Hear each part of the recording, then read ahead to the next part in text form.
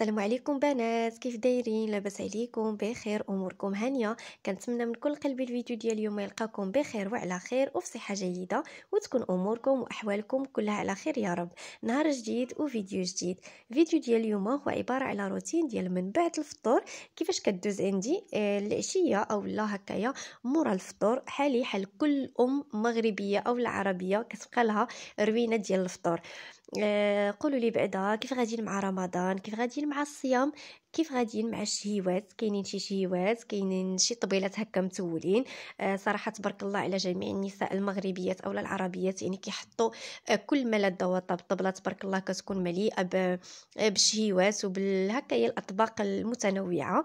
ولكن انا هاد العام غتلاحظوا بانني ما شاركتش معكم بزاف ديال الحاجات، لانه بكل صراحه تبدل لي السيستيم هاد العام.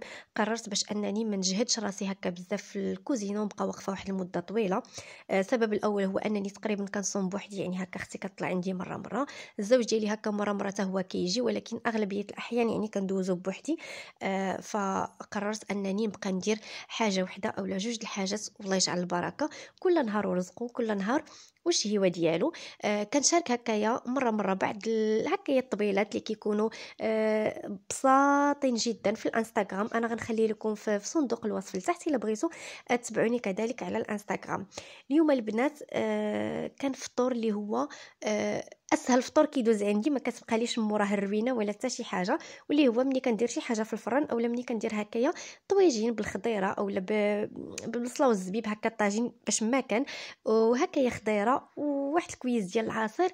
صراحه ما كتبقاليش الروينه. كنجمع كوزينتي قبل المغرب، كيكون كلشي عندي يعني مغسول وكوزينه نقيه، كيبقاو لي غير هكا ديك المعينات. فاش فطرت كنجمعهم ونديرهم في لافيسيل اولا نغسلهم هكا بيديا، وكنكون تهنيت.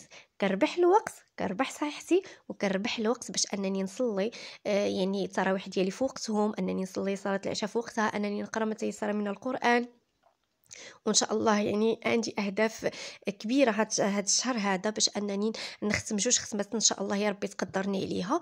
وكنبقى يعني شاده القوه ديالي، ماشي بحال الاعوام اللي فاتوا. بكل صراحه كنت كندخل الكوزينه على بكري، كنت كنوجد بزاف د الحاجات، واخا صراحه انا ماشي من النوع اللي انني كنرمي الحاجه، وكنت كنوجد وإلا بقات لي الحاجه كنسخنها لغد ليه.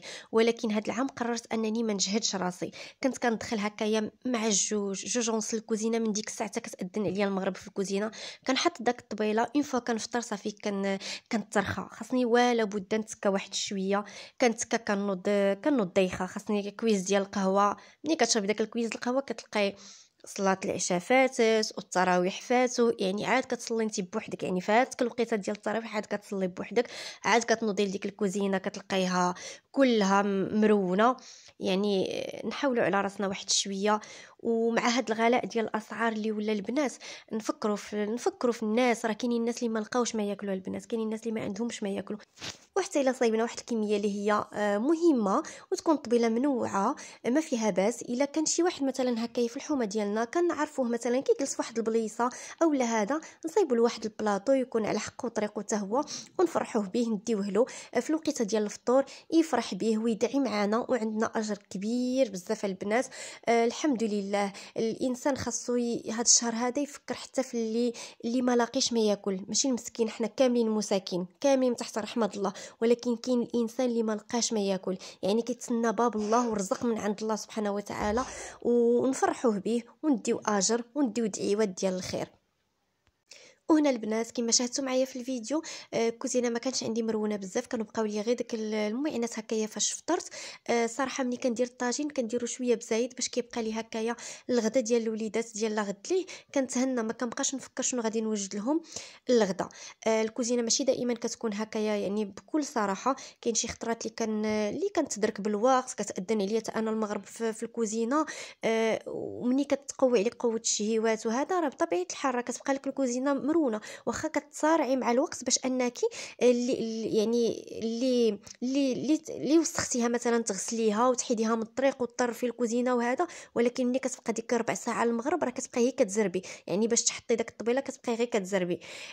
البنات بغيت نشارك معكم هاد ديغريسون هذا ديال اوني، الا لقيتوها البنات غير خذوه، راه ديجا بان في الفيديو في الاول. الصراحه واعر بزاف. عرفتي البوطه كيفاش كيردها، اي حاجه هكايا فيها ليدام كينقيها مزيان.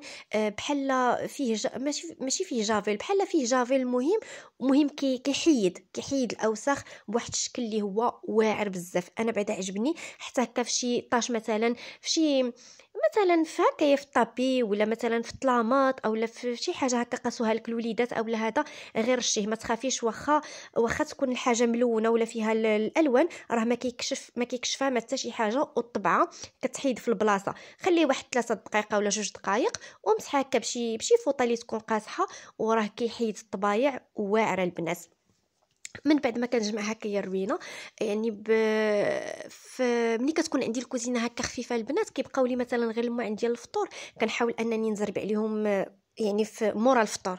كنحاول انني نزرب عليهم مورا الفطور. والا كانت عندي كوزينه يعني باقي فيها الخدمه، كنرتاح كنعمر كويس ديال القهوه وكنرتاح حتى كنشرب داك القهوه ديالي، وكنوض دغيا نطرف في الكوزينه على ما كتوصل العشاء.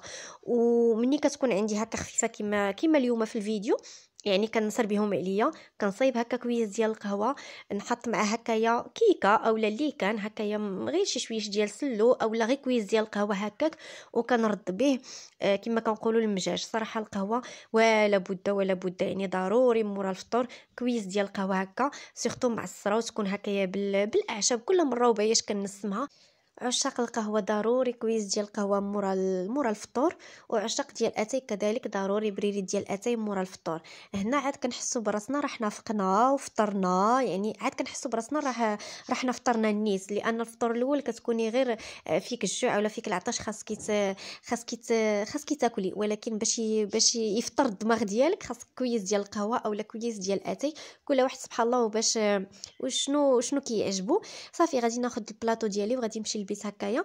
لما كتأذن العشاء كنتفرجوا هكايا في التلفازه. قولوا لي البنات متبعين شي مسلسلات اولا نتوما كتحبسوا حتى كيفوت رمضان، يعني دائما كاينه الاعاده في التلفازه وحتى في هكايا في الانترنت، يمكن لك انك تتفرجي.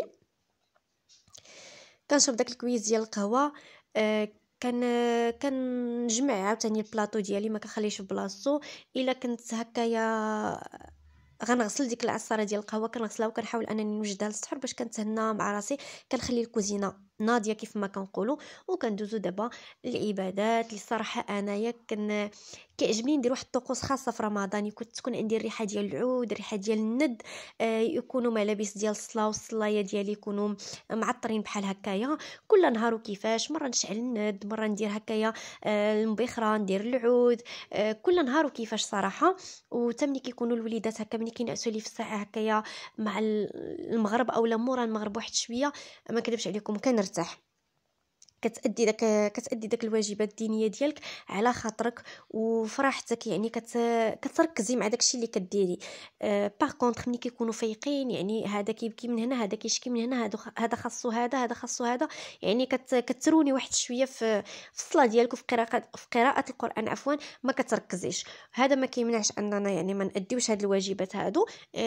الاجر ديالنا راه عند الله كبير، يعني ديما لي مامون راه اجرهم عند الله كبير، باش انك تأدي الواجبات الدينيه ديالك وتقابلي وليداتك والكوزينه وبزاف ديال الاشياء، يعني راه اجر كبير.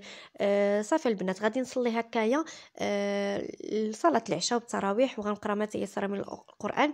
ديك الساعه غيفيقوا وليداتي. الحاجه اللي كنركز عليها في هذا رمضان بالخصوص، يعني على طول العام ولكن بالخصوص في رمضان، كنبغي يعيشوا معايا ديك الطقوس ديال رمضان، يعني ديال صلاه التراويح، ديال هكايا الاجواء ديال رمضان، ديال قراءه القران، يعني كيكون بكثره في الشهر الفضيل. كنحاول انني نعودهم على هذا الشيء هذا، لانه ملي كيكبر الطفل وهو في هذا الجو هذا وقلبه يعني كتعمري له داك القليب ديالو بالايمان، راه شحال ما كانت الدنيا خايبه. حنا عارفين يعني بزاف ديال الملاهي، بزاف ديال التيارات يقدر يجبدوا الوليدات ولا ياثريهم ولا يخرجوهم كاع على الطريق، ولكن ما حدو كيكبر وداك الايمان ديالو كيكبر. يعني والقران كذلك كيكبر في قلبه. شحال ما هاد الولد هذا او هاد البنت هذه، يعني كيكون واحد الجانب ديال الايمان، واحد الجانب ديال الدين كيشدو، كيقول لا هادشي يعني راه انا غادي في واحد الطريق اللي هي ماشي مزيانه. نربيو وليداتنا على هذا الطقوس، ندخلوا وليداتنا القران، نعلموهم بزاف ديال الاشياء. ما نركزوا لهمش في الدين على راه كاين النار وكاين العذاب ولا ما صليتيش غيعذبك الله، لا. سورتو الوليدات الصغار ما نخلعوهمش بهذا الشيء هذا. نبينوا لهم الشيء الجميل في الدين. باش تبغي الحاجه خاصك تبين الشيء الجميل فيها، ماشي تبين الحاجه الخايبه. ماشي غادي يصلي ولا غيقرا القران خوفا من الله، ابدا. خاصو يقرا القران ويصلي حبا في الله. يعني الاشياء الجميله، انا غنصلي غندخل الجنه. الجنه شنو فيها؟ شنو فيها. ماشي الطفل كيكون باقي صغير باقي كيتعلم، يعني باقي عاد حنا كنبرمجوا هذا الطفل هذا ونبداو له بالشيء اللي هو خايب. راه الا ما صليتيش ولا الا ما قريتيش القران راه كاين العذاب، راه الله كيعذب، راه الله شنو كيدير. لا ابدا. لانه ملي كتبداي له بالحاجه اللي هي زوينه، بان الله غفور رحيم، بان واخا نغلطوا راه ربي كيسمح لنا، الا طلبنا منه السماحه راه كيسمح لنا، وباننا راه غادي ندخلوا للجنه، واننا الا درنا الخير راه شنو. يعني هما حتى ملي كيسمعوا بان راه ربي كيعذب اللي ما كيصليش، اللي ما كيديرش، اللي ما بزاف ديال الاشياء اللي هما خايبين، هو من النفس ديالو في النفس ديالو كيكون مرتاح، كيقول الحمد لله انا كنصلي كنقرا القران كندير هادي، ما كندبش مثلا مع الاصدقاء ديالي، ما كنقولش الكلام اللي هو خايب. يعني كيكون في النفسيه ديالو مرتاح، ماشي مخلوع. هو انه كيدبز مع الوليدات، ما كيصليش، ما كيقراش القران، يعني كيكون خايف. ودائما كيتربى فيه داك الحس الديني ديال الخوف. يعني اي حاجه دارها كيديرها عن خوف، خوفا من الله، خوفا من العذاب، خوفا من بزاف ديال الاشياء. اللهم نمشيو مع وليداتنا هما باقيين صغار، نبينوا لهم الاشياء اللي هي زويونه، الاشياء اللي هي جميله في الدين ديالنا، باش كيتشبتوا به. يعني ملي كيلقاو الشيء اللي هو زوين وجميل وكاين غير الاشياء اللي هي جميله كيتشبتوا به، ما كيبقاوش يفكروا في الاشياء الخايبه، وكيحاولوا انهم يديروا ما امكن الاشياء اللي هي زوينه باش انهم ينالوا الاجر كذلك. الفيديو ديالي البنات وصل النهايه ديالو، كنتمنى انه ينال اعجابكم. كنضرب لكم موعد فيديوهات مقبله ان شاء الله. وإلا عجبكم الفيديو بطبيعه الحال ما تنساوليش بلي لايك ديالكم ولي كومونتير زوينه ديالكم، راهم كيفرحوني. تهلاو في راسكم وبسلامه عليكم.